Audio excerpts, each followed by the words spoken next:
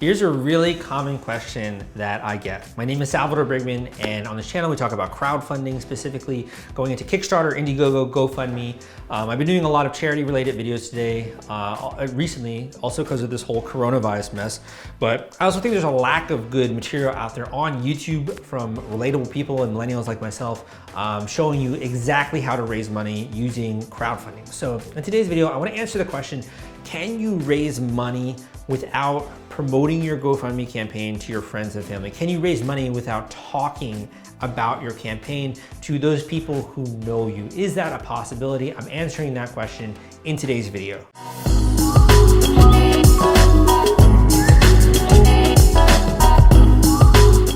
So can you actually run a successful GoFundMe campaign without sharing this in a larger way to your network? Now, typically when a student comes to me and they have this question, what they're kind of really wondering is like, can I just get strangers who I don't know to support my crowdfunding campaign?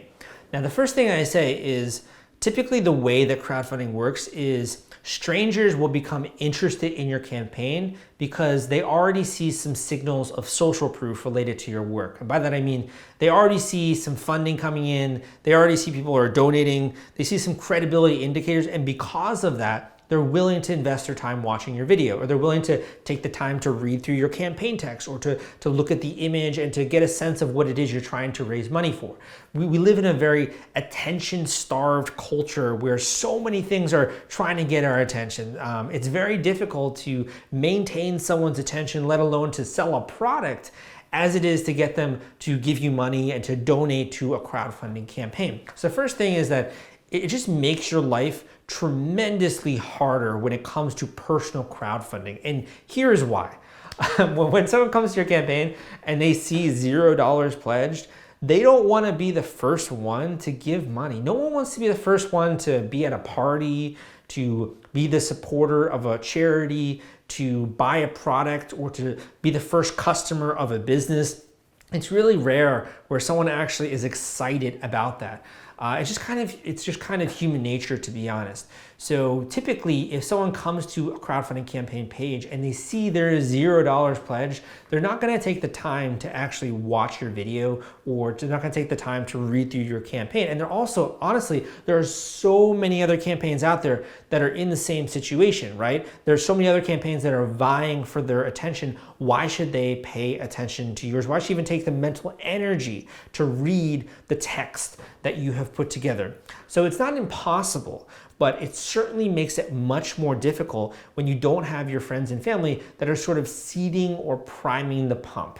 You don't necessarily need like lots and lots of people to do this. If you had one other friend that's going to contribute a significant sum to your campaign, that might be enough to actually seed the pump for your fundraiser, and that way people come to it and they see there's actually a little bit of funding there with the project. If you don't have that and you're literally going to run this thing and just see if you can get the attention of strangers, then you almost have to have, like I said, 2x amount of attention and work when it comes to your marketing.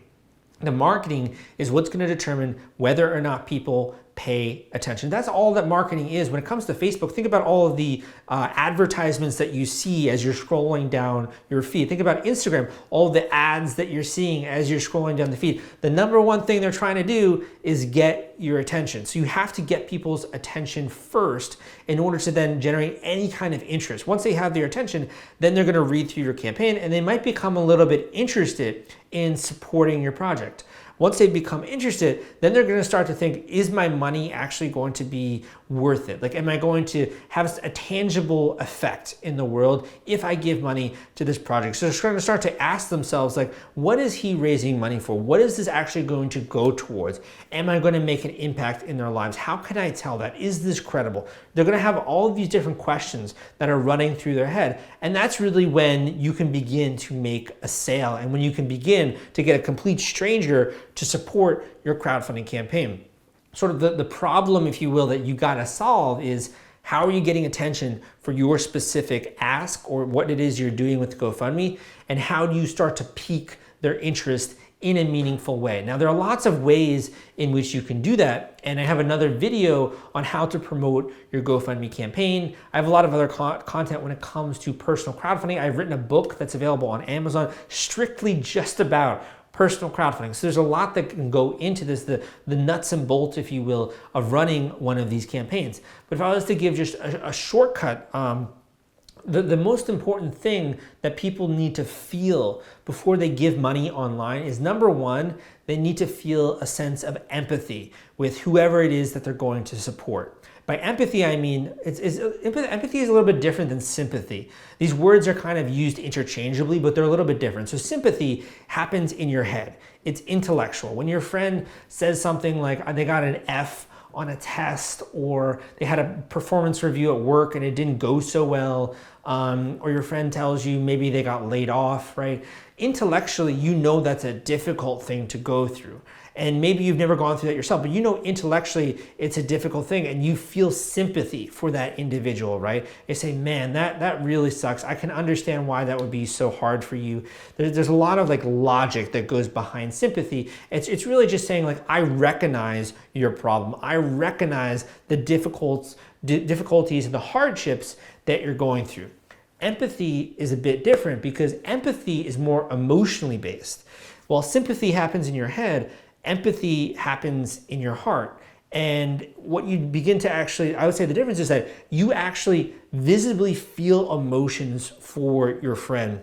When your friend gets laid off and you put yourself in their shoes and you imagine what that's going to mean to them for the next couple of months, how they're not going to be able to support their family, how it's going to set them back in terms of their own life goals, and just kind of what a nice person this individual is, how hardworking and honest and earnest they are, and now they're laid off from their job. It makes you visibly feel, it makes you feel emotions about this other person who is not you. That's not your life. You're feeling real emotions about someone else's life, right? And that's the kind of angle difference that you need when it comes to getting strangers to support your campaign who you don't know. You don't want intellectual sympathy because they'll say, that really sucks. And then they'll go and watch a YouTube video or they'll go on Netflix to distract themselves from that kind of a weird emotion, right?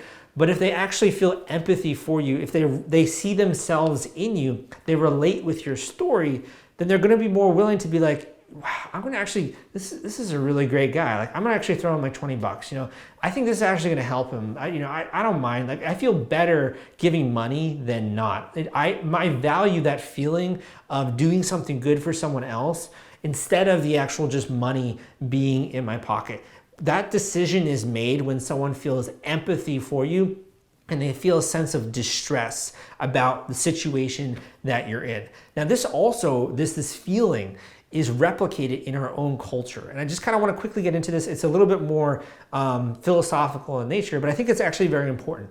When is the last time that you felt real emotions about a stranger? Well, usually if you think of stranger, you don't think that you care, right? Like, because they're a stranger, what does it matter? They're not connected to you in any kind of way. They're not your friend, they're not your family.